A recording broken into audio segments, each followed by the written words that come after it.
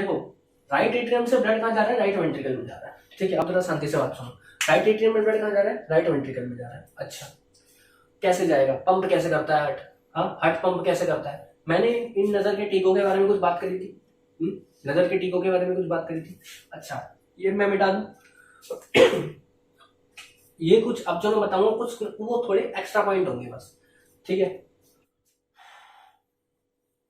सारी चीजें समझा रहा हूँ देखो। तो इसको मैं बोलता हूँ ऐसे नोड, क्या बोलता हूँ, ऐसे नोड। और इसको मैं बोलता हूँ एवी नोड, एवी नोड। ठीक है, अब देखो ऐसे नोड क्या होता है, ऐसे node is a pacemaker. तुमने सुना होगा कि भाई इनका पेस मेकर का ऑपरेशन है। ठीक है, तो ऐसे नोड होता क्या है, देखो हमारा हार्ट में क्या होता है ना, इलेक्ट्रिकल सिग्नल्स होते हैं। ठीक है, उस इलेक्ट्रिकल सिग्नल्स की, ठीक है, वो इलेक्ट्रिकल सिग्नल कैसा होता है भाई, नर्वस सिस्टम होता है।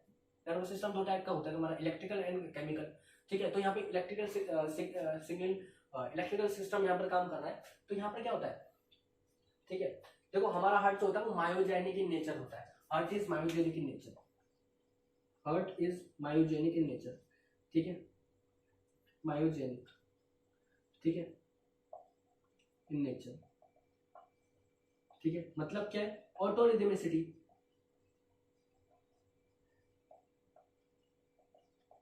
ऑटोरिदमिसिटी, ऑटोरिदमिसिटी क्या होती है, मतलब ये रिदम जनरेट कर सकता है, मतलब ये इंपल्स जनरेट कर सकता है। Can generate impulse, can generate impulse.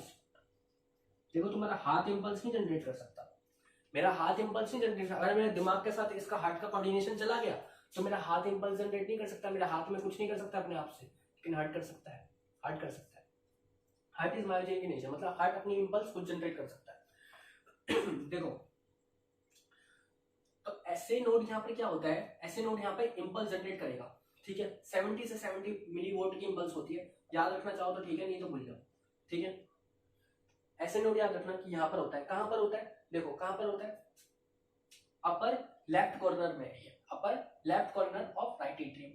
ठीक है, उसी के अपोजिट में नीचे की साइड, ठीक है, bottom right corner of right atrium में क्या है तुम्हारा, एवी नोड है। ठीक है, तो ऐसे नोड क्या करेगा ना, यहाँ पे इंपल्स जनरेट करेगा। क्या एवी नोड भी इंपल्स जनरेट करता है, हाँ एवी नोड भी इंपल्स जनरेट करता है, पर ऐसे नोड के मुकाबले में कम करता है।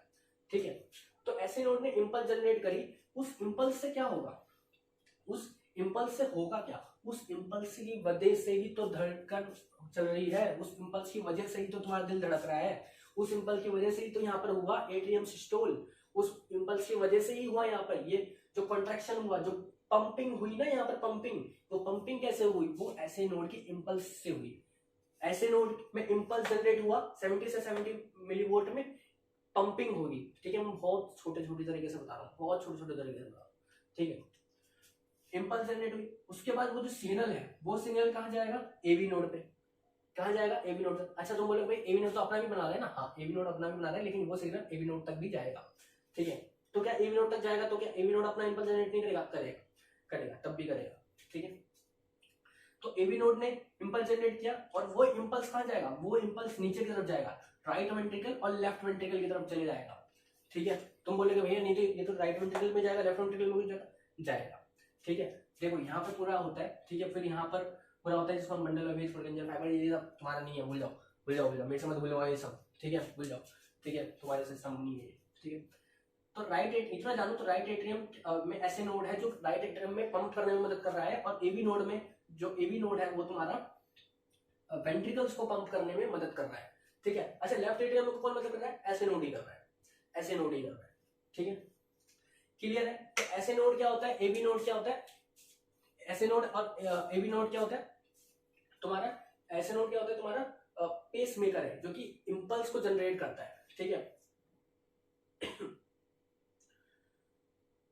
ठीक है, और एवी नोड क्या होता है तुम्हारा, वो भी इंपल्स को जनरेट कर रहा है और पंपिंग में मदद कर रहा है। क्लियर है, क्लियर है। ठीक है, ठीक है, तो ऐसे नोड क्या है तुम्हारा, साइनोएट्रियल नोड। ठीक है, और एट्रियो वेंट्रिकल नोड। ठीक है, क्लियर है। ठीक है, ये मैंने बता दिया। अब इसके बाद क्या बचा है, ठीक है, अच्छा यहाँ पे मैंने बाइकस्पिड ट्राइकस्पिड वॉल्व्स को मैं समझा दिया। अच्छा कस्पिड क्या होता है, देखो कटोरी जैसा होता है ना, तो ये ट्रस के ये तीन कटोरी इस तरह से दिखाई देती है तुमको। ठीक है। देखो वेजल है ना, तो वो वेजल तुमको इस तरह से दिखाई देगी, वो वेजल तुमको इस तरह के दिखाई देगी और इस तरह से वो खुलेगा बंद होगा, खुलेगा बंद होगा, ठीक है। क्लियर हो गया? अच्छा क्लियर हो गया। और क्या यहाँ पर देखो, ये जो वॉल्स होते हैं ना, ये एक तरह के फाइबर से अटैच होते हैं, इसको हम बोलते हैं कॉर्डी टेंडिनी। कॉर्डी टेंडिनी, ये कोलेजन फाइबर्स होते हैं, कोलेजन फाइबर होते हैं, ठीक है। क्या होते हैं? कोलेजन फाइबर होते हैं। ये वॉल्स को पकड़ के रखते हैं, वॉल्स को पकड़ के रखते हैं। इसके नीचे ये जो होती है इसको हम कहते हैं पेपिलरी मसल्स, पेपिलरी मसल्स, ठीक है। इसको पकड़ के रखते, पेपिलरी मसल्स के ऊपर क्या है? फाइबर्स हैं, फाइबर्स ने वॉल्स को पकड़ रखा है। यही क्या कर रहे हैं, यही क्या कर रहे हैं, इसका रेगुलेशन कर रहे हैं वॉल्स का, ठीक है। क्लियर है? यहां पर भी ये देखो, ठीक है। अच्छा, सेमिनल वॉल्स के बारे में हमने बात कर ली, ठीक है, और बाकी चीजें हमने बात कर ली। अच्छा, ऐसे नोड ए बी नोड हो गया तुम्हारा, ठीक है। थिकनिंग के बारे में हमने बात कर ली, लेफ्ट वेंट्रिकल में थिकनिंग क्या होती है, पोजीशन हमने बात कर ली, लोकेशन हमने बात कर ली, ब्लड का फ्लो हमने जान लिया, ठीक है। अच्छा, थोड़ी सी और बात सुनो, थोड़ी सी और बात सुन लो मेरी, ठीक है अभी।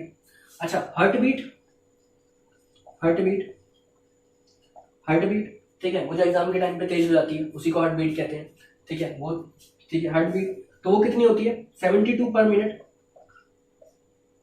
ठीक है। तो एक बार हमारा एक मिनट में हमारा दिल कितनी बार धड़कता है? 72 पर मिनट, ठीक है। 72 beat per minute, 72 beat per minute. अच्छा, एक बार में हमारा दिल 72 बीट पर मिनट में धड़कता है। अच्छा, देखो कार्डियक आउटपुट, कार्डियक आउटपुट क्या होता है? हार्ट हमारा एक मिनट में कितना ब्लड पंप कर रहा है उसको हम कार्डियक आउटपुट कहते हैं, ठीक है। या फिर ये कह सकते हो वेंट्रिकल, जो लेफ्ट वेंट्रिकल है वो कितना ब्लड पंप कर रहा है उसको हम कार्डियक आउटपुट कह रहे हैं। तो वो कितना होता है? वो होता है 5000 ml। कितना होता है? 5000 ml, ठीक है। अब यहाँ पे किसी को हार्ट बीट का फॉर्मूला जानना हो तो जान सकता है, वैसे तुम्हारे सिलेबस में नहीं है ऐसा कुछ, ठीक है। मैं लिखने का लिख दूंगा पर ऐसा कुछ है नहीं, ठीक है। हार्ट बीट का फॉर्मूला तुम्हारे लिए जानना है कुछ इंपॉर्टेंट है नहीं, ठीक है। कार्डियक आउटपुट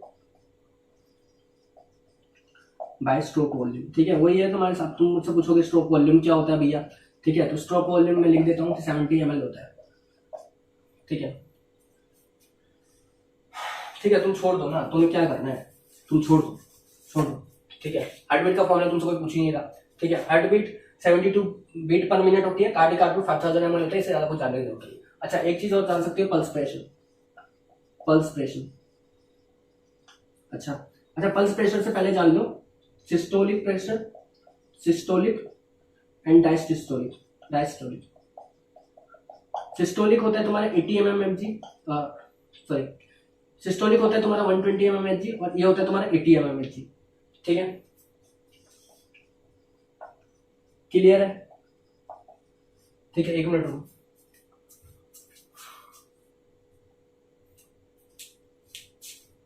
ठीक है जी, क्लियर हो गया ये, ठीक है। कार्डियक आउटपुट कितना हो गया? 5000 ml, systolic blood pressure 120 ml और डायस्टोलिक 80 mmHg। अच्छा, प्रेशर कैसे जनरेट होता है ब्लड वेसल में? देखो ये ब्लड वेसल्स है तुम्हारी, ये ब्लड वेसल्स है, इसमें ब्लड फ्लो करेगा, ठीक है। जो डायस्टोलिक होता है उसमें रिलैक्सिंग कंडीशन, डायस्टोलिक का मतलब क्या होता है? रिलैक्सिंग कंडीशन, ठीक है। डायस्टोलिक का मतलब क्या होता है? रिलैक्सिंग कंडीशन, रिलैक्सिंग कंडीशन, ठीक है। सिस्टोलिक में क्या होता है? कॉन्ट्रैक्शन हो रहा होता है, ठीक है। हैंडराइटिंग के लिए मैं क्षमा प्रार्थी, ठीक है। तो डायस्टोलिक में यहाँ पे क्या हो रहा है? रिलैक्सिंग कंडीशन है, तो ब्लड वेसल क्या होगी? आराम से रहेगी, ठीक है। वहां इस वजह से क्या होगा? ब्लड प्रेशर कम होगा, यहाँ पर क्या होगा? ब्लड प्रेशर कम होगा। लेकिन सिस्टोलिक में क्या होगा ना, सिस्टोलिक में कुछ इस तरह की कंडीशन होती है, सिस्टोलिक में कुछ इस तरह की कंडीशन होती है, देखो,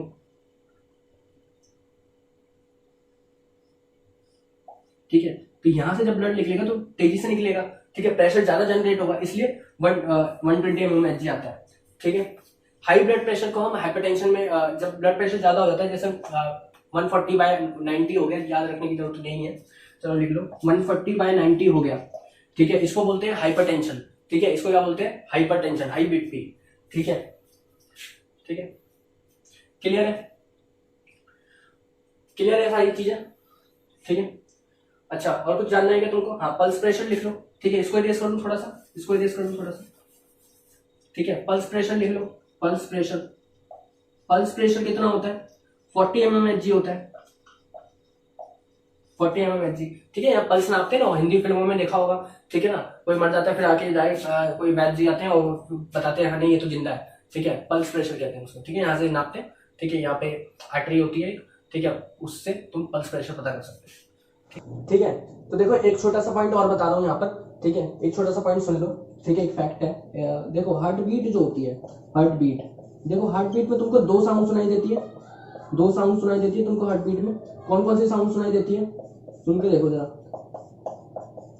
हार्ट में हमको 2 साउंड सुनाई देती है, एक होती है लब, एक होती है डब। देखो पहली जो साउंड होती है उसको लब कहते हैं और दूसरी जो साउंड होती है उसको डब कहते हैं। देखो हार्ट पे जब हाथ रखते हैं तो 2 आवाज सुनाई देती है, स्टेथोस्कोप के सब ये सुन के देखोगे तो 2 आवाज सुनाई देगी, लब और डब, ठीक है। ऐसे धक धक की जो आवाज होती है ना, धक धक की आवाज नहीं होती, वो लब और डब सुनाई देती है, मतलब ध्यान से सुनाई दोगे और ध्यान से सुनोगे। तो ये जो लब होती है फर्स्ट साउंड होती है और ये होती है सेकंड साउंड होती है, ठीक है जी, क्लियर है। अच्छा ये प्रोड्यूस कैसे होती है, ठीक है, देखो ज्यादा डिटेल में तुमको नहीं जानना है, बस ऊपर से बता रहा हूँ कि देखो जैसे राइट एट्रियम से ब्लड राइट वेंट्रिकल में आएगा, ठीक है, और राइट वेंट्रिकल जब पंप करेगा तो यहाँ पे ब्लड वापस ना चले जाए, इसमें इसके लिए क्या किए जाते हैं, ये ट्राइकस्पिड वाल्व को क्लोज किया जाता है, ऐसे यहाँ पर भी सिमिलर, और बाइकस्पिड वाल्व को क्लोज किया जाता है। तो इन दोनों ट्राइकस्पिड और बाइकस्पिड वाल्व के क्लोज होने से क्या होता है, पहली साउंड प्रोड्यूस होती है, ठीक है। तो क्लोजिंग ऑफ कस्पिड वाल्व्स, ठीक है, पहली साउंड प्रोड्यूस हुई। अच्छा अब यहाँ पर देखो वेंट्रिकल से, जो वेंट्रिकल है ना, वेंट्रिकल ने पंप कर दिया ब्लड को, अब वेंट्रिकल रेस्टिंग कंडीशन पे आ गया, लेकिन अब ब्लड तो ऊपर जा रहा है ना, ब्लड ऊपर जा रहा है, लेकिन ब्लड नीचे भी तो आ सकता है ना वापस। तो यहाँ पे पल्मोनरी आर्टरी और आयोटा में ब्लड वापस ना आए, इसलिए सेमिनल वॉल्व्स होते हैं, जब वो क्लोज होते हैं, ठीक है, वो वॉल्व्स क्या होते हैं, क्लोज होते हैं, तो सेकंड साउंड प्रोड्यूस होती है। तो क्लोजिंग ऑफ सेमिनल वॉल्व्स,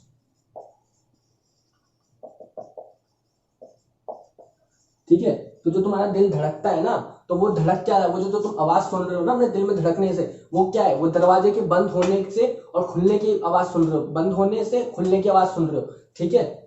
दरवाजे बंद हो रहे हैं, खुल रहे हैं, खुल रहे हैं, बंद हो रहे हैं, खुल रहे हैं, बंद हो रहे हैं, ठीक है, वॉल्स खुल रहे हैं, बंद हो रहे हैं, खुल रहे हैं, बंद हो रहे हैं, उसकी आवाज है वो, समझ में आ गया, क्लियर है। अच्छा अब एक छोटा सा पॉइंट और सुनो, ये मैं इरेज करता हूँ, ठीक है, एक छोटा सा पॉइंट सुनो, ठीक है। देखो ऐसे सुन लो, चलो ऐसे सुन लो, इतना इंपॉर्टेंट मेरे को नहीं लगता इतना है तो तुम्हारे लेवल पे भी ऐसे सुन लो।